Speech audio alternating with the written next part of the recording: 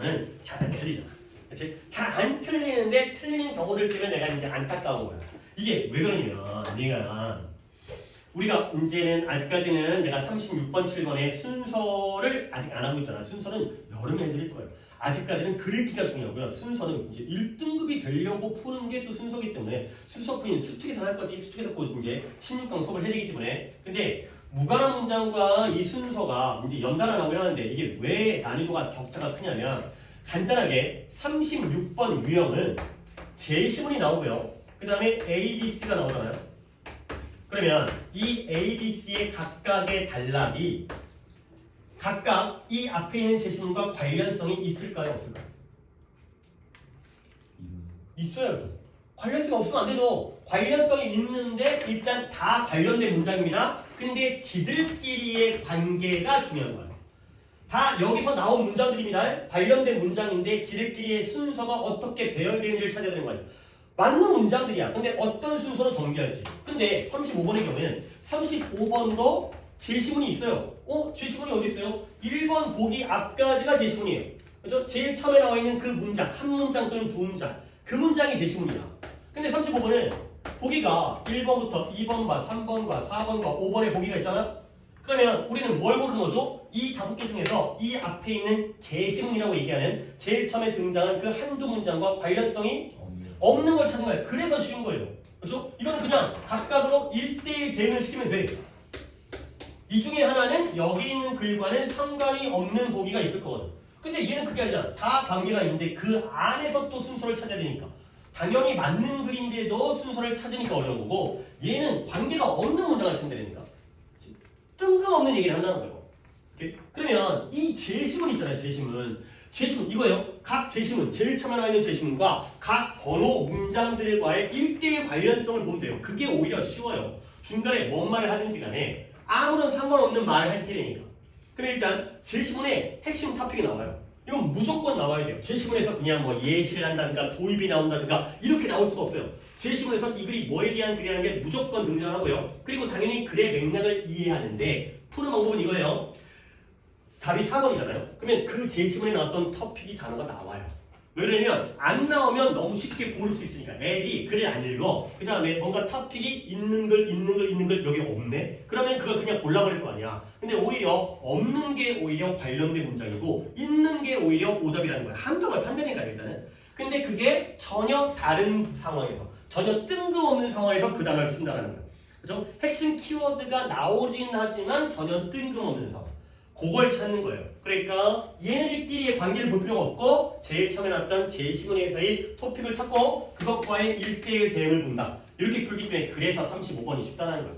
근데 이런 생각을 안 하고 그냥 풀다 보면 여기랑 여기가 앞뒤가 안 맞는데 그렇잖아 너네. 3번과 4번이 두 개가 안 맞아. 그러면 뭘 골라? 3번을 골라버리는 거야. 근데 기준은 어디예요? 여기다가 기준을 둬야죠. 두 문장 중에서 이것과 관계가 있다면 3번은 관계가 있고 4번이 관계가 없다면 3번이 답이 아니라 4번이 답이 되는 거예요. 둘은 당연히 관계가 없겠지. 이건 누구랑도 관계가 없는 문장이니까. 그래서요. 이 첫 번째 있는 제시문과의 관계를 비교하는 거야. 한번 가보겠습니다. 이거예요. 그러니까 같은 분명히 그 토픽 어휘가 나와요. 같은 어휘가 나오지만 전혀 다른 뜬금없는 상황을 찾아달라는 거죠. 자, 가볼게요. 어디까지? 조금 제시문이 기네요. 1번 앞까지가 제시문이잖아. 이 글에서는 여기까지서 어떤 내용이 나오는지를 찾아야 되는 거예요. 가봅니다. The genre film, 장르 영화래요. 장르 영화는 뭘까? 장르 영화는 영화를 갖다가 영화 관람을 simplify가 뭐 하는 거예요? 단순화시켜요. 근데 뭐뿐만 아니라 영화 제작뿐만 아니라 영화 제작뿐만 아니라 영화 관람을 단순화시킨다는 거예요. 장르 영화는 영화 관람을 단순화시키는 거예요. 그게 바로 뭔 말일까? 예를 들어서 서양에서 서양 영화 이거 서부 영화야 서부 영화. 그래서 뭐 말 타고 다니면서 뭐 인디안들이랑 총 쏘고 이런 거 있잖아요. 이제 총 쏘고 이제 뭐 도마뱀이나 뭐 방울뱀 나오고 맨날 싸우고 이제 뭐 무찌르고 이제 거기서 뭐 때문에 because of the convention 관습 어떤 외모라든가 옷이라든가 방식, 행동 방식이라든가 이런 것들의 관습 때문에 우리는 알아차려요. 누구를 알아차려요? 히어로, 영웅 또는 주인공 또는 사이드킥 옆에서 보조적인 역할을 하는 사람이고요. 빌런은 알잖아요. 그렇죠? 악당을 갖다가 등등을 우리는 알아차리죠. 어떻게? 빌런질 뭐 이런 거 있잖아요. 그렇죠? 근데 어디서 on sight 보자마자 안다라는 거야. 오케이? 그러니까 이제 뭐 그래서 서부 영화라면 뭔가 좀 다 이제 뭐 그 카우보이 모자 같은 거 쓰고 그렇죠? 근데 이제 보통 자 까만색 옷을 입고 있으면 주인공이 악당이야. 약간 좀 악당이잖아요. 물론 뭐 까만 뭐 블랙 그릇에다가 이제 깔맞춤 할 수 있겠지만 그러니까 뭔가 또 생긴 거 보면 이제 뭐 수염이 많이 났다거나 이런 사람들이 악당이잖아. 그래서 약간 그래도 이제 좀 잘생긴 사람이 영웅이죠. 근데 그 악당이 영웅보다 주인공보다 잘생기지 않았을 거 아니야. 뻔한 게 있다는 거야. 그 다음에 우리는 어떤 가정을 하죠. 뭘 가정하냐면 그들이 아이고 제 소리 그들이 뭐 할 것이다. 우리의 관습적인 역할, 그들의 관습적인 역할에 대한 기대감을 위반하지 않을 거라고 우리가 가정할 수 있다는 거야. 오케이? 자, 이거는 뭔가의 물이다. 무슨 영화? 장르 영화에 대한 게. 장르 영화는 뭐 한다? 단순화시킨다. 근데 왜 단순화시키냐면 관습이 있어. 이 관습을 통해서 우리는 우리의 기대를 갖다가 할 수 있다는 거야. 기대를 위반하지 않으니까. 뻔하다는 거야. 그러니까 단순화되는 거죠. 장르 영화라는 게 잠깐 좀 나를 덧붙이면 꼭 서부 영화가 아니라 뭐 공포 영화라든가 아니면 추리 소설이라든가 추리 영화라든가 이런 장르가 정해져 있는 영화예요. 뭐 공포 영화도 뻔하죠. 누군가 이제 있잖아요. 이제 뭐 제가 왠지 이제 범인일 것 같고, 제가 왠지 뭐 주인공일 것 같고, 제가 먼저 죽을 것 같고 딱 정해져 있는 거 있잖아. 그러니까 그 깝치네 먼저 죽고 막 이런 거 있잖아요. 이런 게 바로 제시문이에요. 장르 영화는 기대, 관습, 단순화가 되는 거죠. 자, 갑니다. 그러면 우리의 장르, 그 장르와의 익숙함이에요. 오케이? 익숙하면 어때요? 나쁘잖아요. 왜요? 나쁘잖아요. 딱 좋네요. 그죠? 괜찮죠? 자꾸 기대하고 관습이 있고 단순하다 보니까 뻔해. 그러면 이것이 뭘 만드냐면 이 시청을 갖다가 더 쉽을 뿐만 아니라 또는 어떤 면에서는 또 즐겁게 만들어준다는 거예요. 그러니까 익숙하니까 그런 영화를 보는 게 어때? 쉬워요. 제가 주인공이구나. 제가 악당이구나. 딱 보이고요. 그러니까 좀 더 재밌어요. 그 다음 이번에 우리가 또 알아요. 그 다음에 알고 또 익숙해요. 퍼밀리어 또 나왔어요. 안다는 것도 괜찮죠. 익숙하니까 아니까 익숙할 거 아니에요.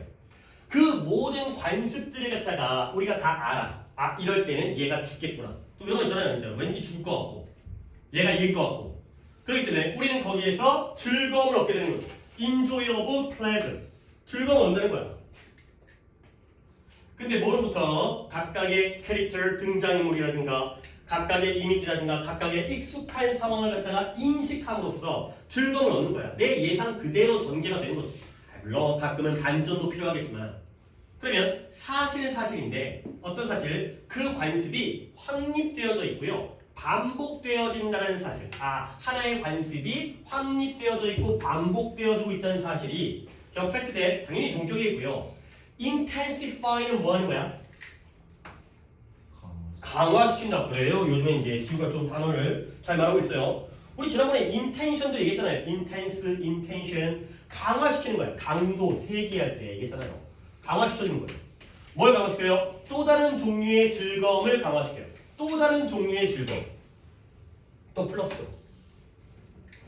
그러니까 장르 영화라는 건 장르가 확실하게 고정되어 있는 뻔한 영화. 그렇죠? 그러면 우리는 그 영화에 대해서 하나의 정해진 관습, 컨벤션이 있고요. 그 기대를 위반하지 않고요. 익숙하고요. 그러니까 이해하기도 쉽고 보는 게 쉽고 즐겁고요. 익숙하다 보니까 거기서 우리가 즐거움을 얻고요. 그리고 이런 것들이 확립되어지고 반복되어지기 때문에 또한 다른 종류의 즐거움을 얻죠. 4번에 장르는 어쩌? 장르 믹싱 is not an innovation. 장르를 섞는 것은 혁신, 지난 몇십 년간의 혁신이 아니라는 거예요. 그건 이미 뭐였다? 이러한 영화 사업에서의 핵심적인, integral, 절대적인 부분이었다는 거야. 근데 언제? 아주 고전주의 영화에서도 아주 핵심적이고 절대적인 부분이었다는 거죠. 얘들아, 장르가 나왔습니다. 근데 뭐가 갑자기 말도 안 되는 뜬금없는 상이 나왔어요. 믹싱이죠. 장르를 섞는 게 아니죠. 아니 서부 영화랑 공포 영화를 섞으면 그건 장르 영화가 아니에요. 멜로 영화랑 추리 소설을 섞으면 장르 영화가 아니야. 멜로 영화면 멜로만 나와야 되고요. 추리 영화면 살인 사건만 나와야 되는 거고. 결국 갑자기 뜬금없이 장르 다음에 믹싱이 나왔잖아요. 그러면 5번까지 가볼까? 3번에서 4번을 건너뛰고 5번으로 가야 될 거 아니에요. 5번을 보시면 settled in. 5번 문장이 좀 기네. settled in comfortable genre. 편안한 우리가 편안한 장르 안에 자리를 잡게 되는 거죠. settle into. 거기에 정착을 하는 거야. 익숙한 거죠. 익숙한. 편안한 장르. 우리의 기본적인 기대감이 만족되어져요. 기대감이 만족되어져요. 아, 우리가 기대했는데 그게 충족되어지고 만족되어지는 거예요. 다시 돌아왔죠. 우리는 그러면 좀 더 아주 열렬하게 인식하게 되고요. 반응하게 돼요. 그 창의적인 변형과 그 다음에 refinement, 다듬는 거죠. 정제. 그 다음에 복잡성. 근데 그것이 뭐하는? To make the film, 그 영화를 갖다가 신선하고요. 독창적이게 만들어줘요. 결국 기본적인 게 있어서 거기서 약간 변화가 생기면 또 다른 즐거움을 얻게 되는, 기본은 지킨 상태에서 약간의 변화가 그 영화를 신선하고 독창적으로 변형, 그 다음에 다듬음, 그 다음에 복잡성, 이런 것들이 만들어진다는 거죠. 그 다음에 또 뭐함으로써 우리의 기대감을 초과하고 능가함으로써 각각의 혁신이 또한 흥미진진한 깜짝 놀랄 일이 되는 그러한 상황이 되겠어요. 물론 5번의 경우에는 똑같다기보다는 약간의 변형이 생기는 거죠. 장르의 경우에도 이제 약간 뭐 반전이라든가. 하지만 4번의 경우에는 요 믹싱이 갑자기 뜬금없는 것으로 나왔기 때문에 처음에 있는 제시문을 잘 읽고 거기에 있는 장르 영화가 안전하고 단순하고, 안전한 게 아니라 관습과 예상과 단순, 거기서의 익숙함, 이런 것들이죠. 4번에서 이 믹싱에서 이상함을 느끼게 되는 거죠. 장르를 섞는 거에 문제가 아니라는 거까지가 되겠습니다. 그렇죠. 35번도 요거는 좀 쉽게 풀었지만 다음번에 조금 헷갈릴 만한 것들, 이런 것들을 풀다 보면 이 방법을 계속 적용해야 된다는 걸 알 수도 있을 거예요. 자, 이제 넘어가겠습니다. 끊어주세요.